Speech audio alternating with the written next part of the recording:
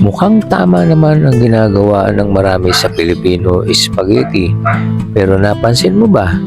Minsan matamis lang siya pero parang may kulang. Ganito ang ginawa ko dito.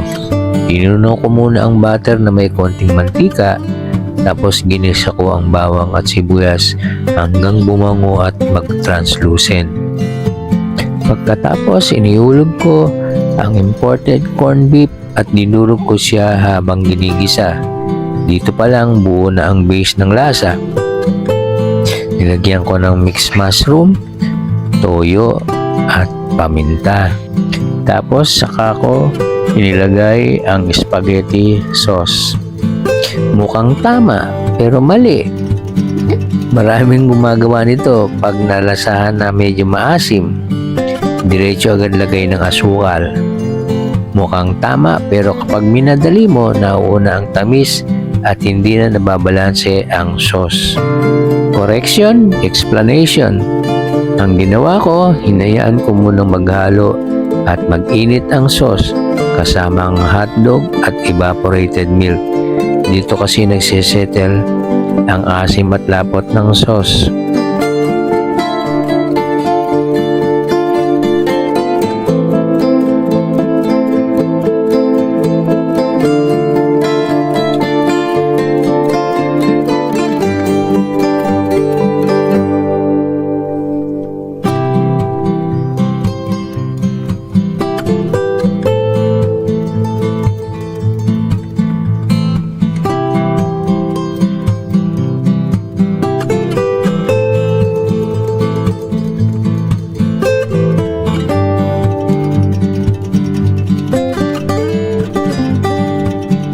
Nung tikman ko, saka ko lang nilagyan ng konting brown sugar.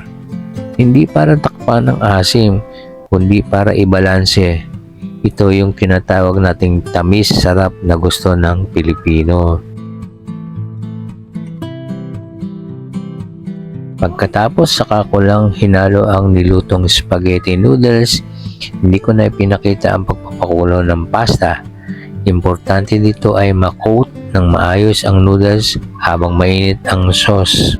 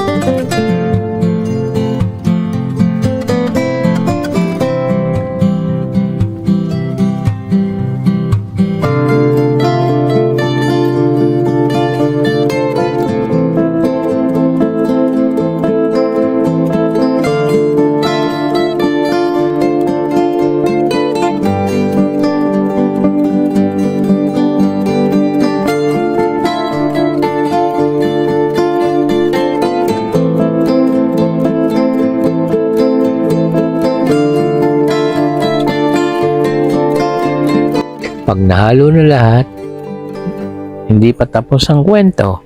Pinabayaan ko muna siya ng ilang oras. Mas lalong sumasarap ang spaghetti kapag nagpapahinga at mas solid pa kinabukasan galing rep. Hindi kailangan ng mamahaling sangkap para sa masarap na spaghetti. Oras, tamang timpla, at pasensya lang.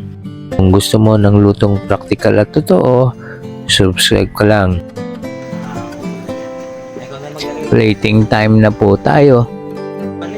Kung nagustuhan mo ang recipe, pakipalo lang ang aking channel, i-like para sa mas marami pang lutong bahay.